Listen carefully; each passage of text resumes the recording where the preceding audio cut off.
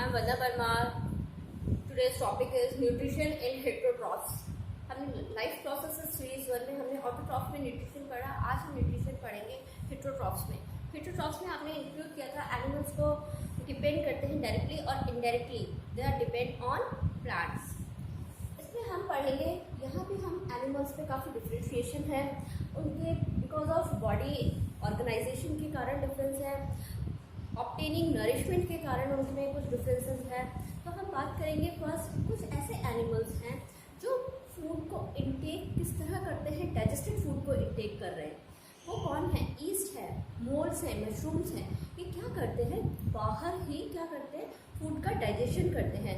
Digestive juices secrete किए जाते हैं इनके थ्रू किसी भी फूड मटेरियल पे. वहाँ फूड को ये डाइजेस्ट करते हैं और डाइजेस्टेड फूड को ये एब्जॉर्ब करते हैं. जबकि हमारी बॉडी में क्या होता है, इन ह्यूमन बींग्स हम फूड को इंटेक करते हैं और एलिमेंट्री कैनाल में फूड का डाइजेशन होता है और फिर डाइजेस्टेड फूड को एब्जॉर्ब करके सेल्स और टिश्यूज तक दिया जाता है. ये बात आपकी आती है यहाँ पे उनका ऑब्टेनिंग प्रोसेस क्या था. अब देखो हम बात करेंगे कि वो इंटेक किस तरह करते हैं. जैसे अमीबा है, अमीबा में क्या होता है, सिंगल सेल एनिमल है. यहाँ पे मैं बात करूँगी अमीबा की.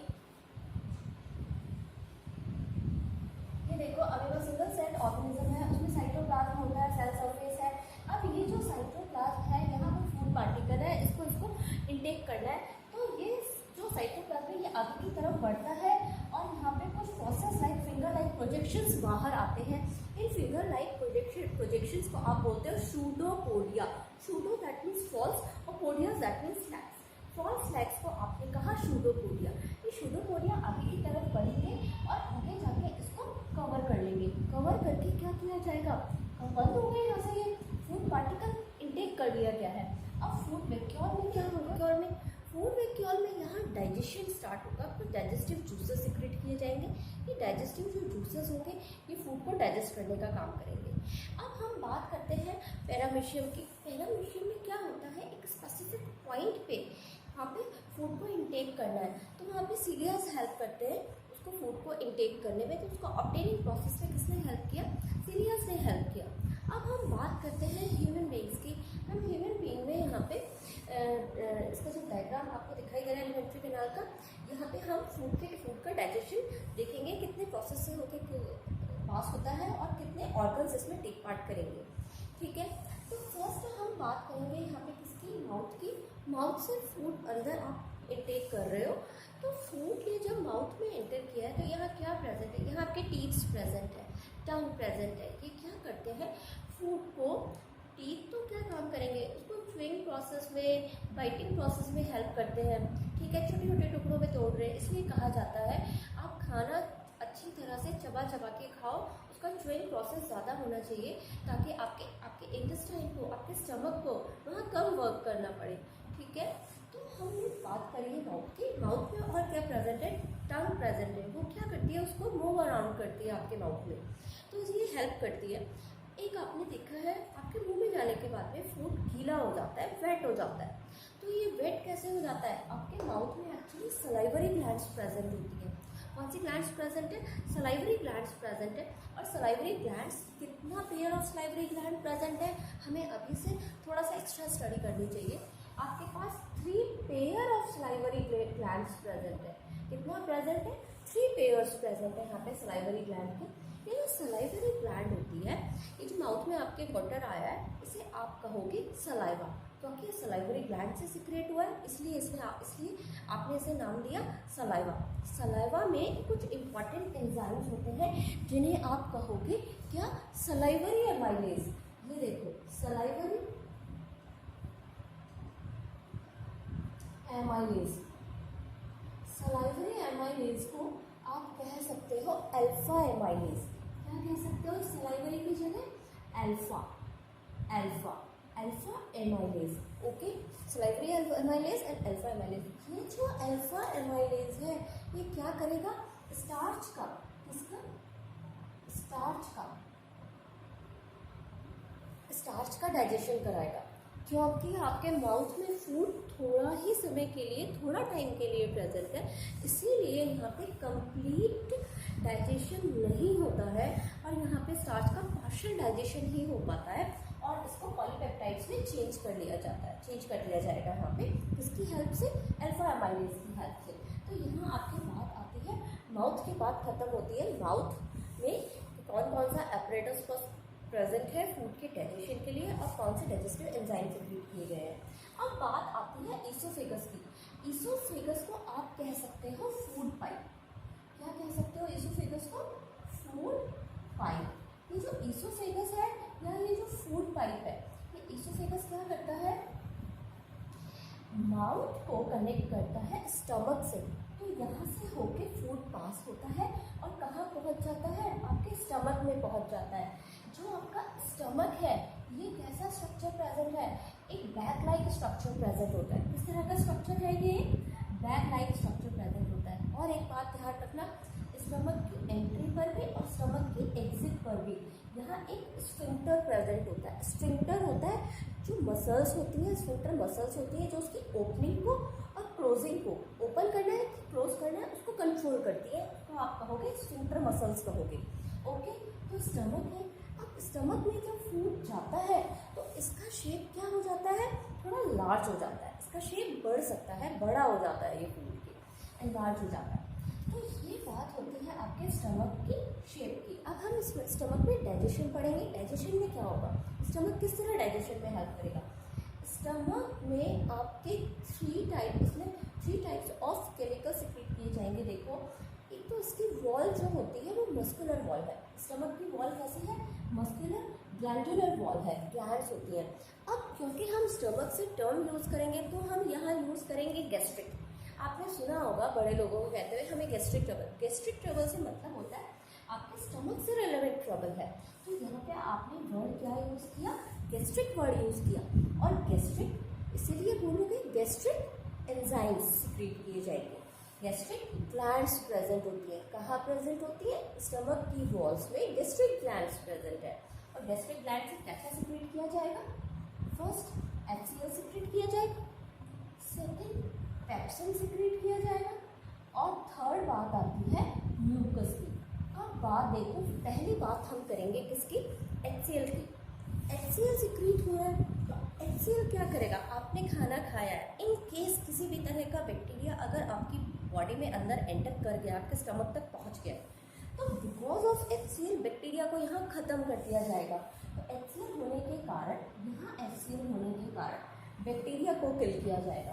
क्या किल होगा, बैक्टीरिया किल हो गया। अब HCl एक काम और करता है, किसके लिए, पेप्सिन के लिए। जब HCl पेप्सिनोजन आपकी सेल्स सिक्रीट करती है मस्क की, स्टमक की, जब पेप्सिनोजन HCl से मिलता है तो किसमें चेंज हो जाता है, पेप्सिन में। ये यूजुअली पेप्सिनोजन आपके स्टमक में रेस्ट कर रहा है जब खाना नहीं है, लेकिन जैसे ही यहाँ सिग्नल्स पहुँचते हैं खाने के कि आपने फूड इनटेक किया है, तो फूड इनटेक होते ही क्या होता है, जो HCl सिक्रीट होता है ये एक इनएक्टिव फॉर्म है। इस इनएक्टिव पेप्सिनोजन को ये एक्टिव पेप्सिन में कन्वर्ट कर देता है। तो ये किसमें कन्वर्ट हो गया, पेप्सिन में कन्वर्ट हो गया। अब थर्ड आपकी बात आती है म्यूकस की। एक काम और देखिए, पेप्सिन का काम क्या है, हम यही क्लियर करते हैं। पेप्सिन नाम से पता चल रहा है आपको प्रोटीन को तोड़ने का काम करेगा, ठीक है। किसको कर देगा, तोड़ देगा, प्रोटीन को तोड़ देगा। यहाँ आप देखो, मैं आपको कुछ सिंपलेस्ट फॉर्म बता रही हूँ किसको किसमें टूटना है। आपने जो खाना खाया है उसमें कार्बोहाइड्रेट प्रेजेंट है, प्रोटीन प्रेजेंट है और फैट प्रेजेंट है। तो कार्बोहाइड्रेट तो किसमें टूट जाएगा, ग्लूकोज में टूट जाएगा। और प्रोटीन किसमें हो जाएगा, प्रोटीन हो जाएगा अमीनो एसिड्स। और फैट किसमें टूट जाएगा, फैटी एसिड प्लस ग्लिसरॉल, इसमें टूट जाएगा, फैटी एसिड प्लस ग्लिसरॉल में डिवाइड हो जाएगा। तो यहाँ पेप्सिन क्या करेगा, प्रोटीन को अमीनो एसिड्स में तोड़ने का काम करेगा। तो पेप्सिन ने क्या किया, प्रोटीन पे काम किया। किस पे काम किया, प्रोटीन पे। अब बात आती है म्यूकस क्या करता है। ये जो HCl सिक्रीट हुआ है ये क्या कर सकता है, आपकी स्टमक की वॉल्स को क्या कर सकता है, डिग्रेड कर सकता है। लेकिन जो म्यूकस यहाँ वॉल्स पे प्रेजेंट है, जो म्यूकस सिक्रीट हुआ है, ये क्या करता है, इस एसिडिक एनवायरनमेंट से आपके स्टमक की वॉल्स की प्रोटेक्शन करता है कि जो एसिडिक एटमॉस्फेयर क्रिएट हुआ है उससे आपके स्टमक की वॉल्स को बचाया जा सके। तो यहाँ तक बात खत्म होती है किसकी, आपके स्टमक की बात खत्म होती है कि स्टमक में HCl था, पेप्सिनोजन था और म्यूकस सिक्रीट किया गया। HCl ने क्या किया, बैक्टीरिया को खत्म किया और पेप्सिनोजन ने वो पेप्सिन में कन्वर्ट किया। फिर बात हमने की थी किसकी, पेप्सिन की। पेप्सिन ने क्या किया था, प्रोटीन को तोड़ दिया अमीनो एसिड्स पे। और बात आती है म्यूकस की। म्यूकस ने क्या किया, स्टमक की लाइनिंग को बचा लिया। अब बात आती है आपकी किसकी, इंटेस्टाइन की। कौन सा इंटेस्टाइन आएगी उसके बाद, स्मॉल इंटेस्टाइन आएगी। एक्चुअली एक बात आपको अभी से यहीं पे ध्यान रखनी है, स्मॉल इंटेस्टाइन में कंप्लीट डाइजेशन का जो प्रोसेस है वो कंप्लीट हो जाएगा। कहाँ पे, स्मॉल इंटेस्टाइन में कंप्लीट डाइजेशन का प्रोसेस होगा। अब देखो यहाँ कितने इंपॉर्टेंट एंजाइम सिक्रीट होते हैं। यहाँ पे हम इसमें डाइजेशन में हम देखेंगे, ये जो सबसे बड़ा आपको यहाँ दिखाई दे रहा है ये लीवर है। ये आपको जिस तरह दिखाई दे रहा है ना बहुत बड़ा है, उसी तरह इसकी एक स्पेशलिटी है। क्या है, अगर आपसे क्वेश्चन पुट होता है आपके एग्जाम के लिए, एक इम्पॉर्टेंट क्वेश्चन हो सकता है। अगर आपके एग्जाम में क्वेश्चन पुट होता है कि सबसे बड़ी ग्लैंड कौन सी है, which is the largest gland, या सबसे बड़ी ग्रंथि आपसे पूछी जाती है which is the largest gland, तो largest gland is liver. Liver is the largest gland. Okay, second largest gland है पैंक्रियाज। आपको इस तरह दिखाई दे रहा है ये लीवर का स्ट्रक्चर काफ़ी बड़ा दिख रहा है। अगर आपके सामने क्वेश्चन पुट होता है तो विच इज़ द लार्जेस्ट ग्लैंड, तो आप टिक करोगे लीवर, और सेकंड लार्जेस्ट की बात आती है तो आपको कहना है पैंक्रियाज। ओके, अब हम बात करते हैं लीवर और पैंक्रियाज के सिक्रीशन की। लीवर्स की जो सिक्रीशन आप यहाँ देख रहे हैं, बाइल जूसेस सिक्रीट होता है। लीवर से क्या सिक्रीट होगा आप देखो, लेकिन ध्यान रखना लीवर और बाइल जूसेस जो है, लीवर के जो बाइल जूसेस है और पैंक्रियाज की सिक्रीशन है, इन दोनों ही सिक्रीशन को कहाँ ड्रॉप किया जाता है, इस स्मॉल इंटेस्टाइन में ड्रॉप किया जाएगा। लीवर से क्या सिक्रीट हुआ है, बाइल जूसेस सिक्रीट हुआ है। नाम से पता चल रहा है बाइल किस पे काम करेगा, लिपिड्स पे काम करेगा, यानी कि किस पे काम करेगा, फैट्स पे काम करेगा। यहाँ आपको दिख रहा है फैटी एसिड और ग्लिसरॉल में हमें फैट्स को तोड़ना है। आपने जितना भी फैट लिया है, लिपिड लिया है, उसको किसमें आप ब्रेक डाउन करोगे, वो ब्रेक डाउन होगा आपका इसमें फैटी एसिड और ग्लिसरॉल में चेंज करना पड़ेगा आपको उसको। अब बात आती है पैंक्रियाज से। पैंक्रियाज से जो सिक्रीशंस होंगे वो क्या करेंगे, प्रोटीन का भी डाइजेशन करेंगे और लिपिड्स के डाइजेशन में भी हेल्प करेंगे। यहाँ आपको पैंक्रियाटिक जूसेस दिख रहे हैं। पैंक्रियाटिक जूसेस में क्या क्या होंगे एंजाइम, एक तो एंजाइम होगा ट्रिप्सिन। पैंक्रियाटिक जूस में जो एंजाइम आएगा वो आएगा ट्रिप्सिन और आएगा लाइपेज। ट्रिप्सिन किस पे काम करेगा, ट्रिप्सिन काम करेगा प्रोटीन पे। किस पे काम करेगा, प्रोटीन पे। और लाइपेज नाम से पता चल रहा है लिपिड, तो ये किस पे काम करेगा, फैट पे काम करेगा। और इसको किसमें, प्रोटीन तो किसमें हो जाएगा, अमीनो एसिड्स में चेंज हो जाएगा, ब्रेक डाउन होगा तो। और फैट का अगर ब्रेक डाउन होता है तो फैटी एसिड और ग्लिसरॉल में चेंज होगा। अब देखो यहाँ पे बात आती है बाइल सॉल्ट्स की। बाइल सॉल्ट्स यहाँ पे इंपॉर्टेंट रोल प्ले करते हैं बाइल जूसेस के फंक्शन में। ये इमल्सिफाइंग का काम करेंगे। आपने पहले एक चैप्टर में आपने पढ़ा होगा सोप और डर्ट का रिएक्शन, किस तरह से डर्ट को सोप के थ्रू अलग किया जाता है आपके कपड़ों से, किस तरह अलग किया जाता है। अब उसी तरह आप यहाँ पढ़ोगे कि किस तरह से बड़े जो फैट का जो बड़ा मॉलिक्यूल है उसको छोटे छोटे ड्रॉपलेट्स में किस तरह डिवाइड किया जाएगा। अब देखो जो फैट का मॉलिक्यूल है उसमें एक साइड तो होती है जो क्या होती है, फैट प्रेजेंट होता है, लेकिन एक साइड ऐसी प्रेजेंट होती है, एक को पोलर कहोगे और एक को नॉन पोलर कहोगे। तो एक साइड तो उसके वाटर के साथ में डिजॉल्व हो जाती है और एक साइड उसके फैट के साथ में डिजॉल्व हो जाती है। अब जब ये दोनों मिलके काम करते हैं तो ये बड़े बड़े ग्लोब्यूल्स को इस तरह से, जब ये वाटर इसको अपनी तरफ से पुश करेगा और फैटी एसिड्स अपनी तरफ पुश करेंगे तो क्या होगा, ये छोटे छोटे ड्रॉपलेट्स में टूट जाएगा। तो ये बात आती है आपकी किसकी, स्मॉल इंटेस्टाइन की बात कंप्लीट होती है। अब हम पढ़ेंगे लार्ज इंटेस्टाइन की बात। हम डिस्कस करते हैं लार्ज इंटेस्टाइन को। लार्ज इंटेस्टाइन में एक्चुअली कंप्लीट डाइजेशन कहाँ हुआ है फूड का, कंप्लीट डाइजेशन हो गया है फूड का कहाँ पे, स्मॉल इंटेस्टाइन में कंप्लीट डाइजेशन हो गया है फूड का। और यहाँ पे क्या होता है, इसकी स्मॉल इंटेस्टाइन की जो वॉल्स होती है उसमें बहुत सारे इस तरह से फोल्ड्स प्रेजेंट होते हैं। और ये देखो सिर्फ फोल्ड्स ही प्रेजेंट नहीं होते हैं, इन फोल्ड्स पे छोटे छोटे विलाइज प्रेजेंट होते हैं। ये जो विलाइज होते हैं ये क्या करते हैं, एब्जॉर्प्शन सरफेस को बढ़ा दिया। अगर ये सरफेस सिर्फ इसी तरह होती तो कहीं ना कहीं एब्जॉर्प्शन कम होता, लेकिन इस पे छोटे छोटे विलाइज होने के कारण क्या होगा, एब्जॉर्प्शन के लिए सरफेस एरिया इंक्रीज हो गया है, बड़ा हो गया है। तो ज़्यादा से ज़्यादा एब्जॉर्ब किया जाएगा। क्या एब्जॉर्ब किया जाएगा? इतना जो प्रोसीजर में आपने फूड को ब्रेक डाउन किया है, तो ब्रेक डाउन करने के बाद में अब उसको एब्जॉर्ब किया जाएगा। और छोटे पार्ट्स में जो आपको चाहिए थे ब्रेक डाउन के बाद स्मॉलर कंपोनेंट्स में टूट गए हैं, तो अब इनको क्या किया जाएगा? एब्जॉर्ब किया जाएगा और ब्लड के थ्रू आपके सेल्स को दिया जाएगा। तो क्या किया जाता है, ये जो फोर्स है, ये जो माइक्रोबियलाइज डेवलप हुए, ये क्या करते हैं? फूड को एब्जॉर्ब करने का काम करते हैं। यहाँ से फूड एब्जॉर्ब होता है। अब जो बचा हुआ मटेरियल आपके लार्ज इंटेस्टाइन में पहुंचता है, जो लार्ज इंटेस्टाइन में ये पहुंचा है, यहाँ से क्या किया जाता है? इस मटेरियल से वाटर को एब्जॉर्ब कर लिया जाता है। कंप्लीट जो यहाँ पे फूड मटेरियल यहाँ प्रेजेंट है, यहाँ से वाटर को एब्जॉर्ब किया जाएगा और रेस्ट ऑफ द मटेरियल को बाय एनर्स एक्सक्रीट आउट कर दिया जाएगा, आपकी बॉडी से बाहर निकाल दिया जाएगा। ठीक है, यहाँ तक बात आपकी ख़त्म होती है इसकी। ह्यूमन बीइंग्स में आपने यहाँ डाइजेशन का टॉपिक कंप्लीट किया है। Life series part 2, life series part 1 हमने पहले पढ़ी थी। ये जो आज आपने डाइजेशन पढ़ा है, अगर यहाँ आप किसी तरह की कोई प्रॉब्लम आती है, किसी तरह अगर आपको कुछ समझना चाहते हैं, या एक बार मैं फिर से आपको अगेन, स्टमक में 3 एंजाइम सीक्रेट हुए थे। पेप्सिन हुआ था, HCl हुआ था, म्यूकस हुआ था। उनके फंक्शंस हमने पढ़े। पेप्सिन ने क्या काम किया था? प्रोटीन्स को उसने डाइजेस्ट किया था, और म्यूकस ने वॉल्स को एसिडिक मीडियम से बचाया था। एक बात और ध्यान रखना, क्योंकि हम वापस पढ़ रहे हैं इसलिए हमें ध्यान आता है कई चीज़ें। ये जो इंटेस्टाइन है, इस इंटेस्टाइन में क्या होता है?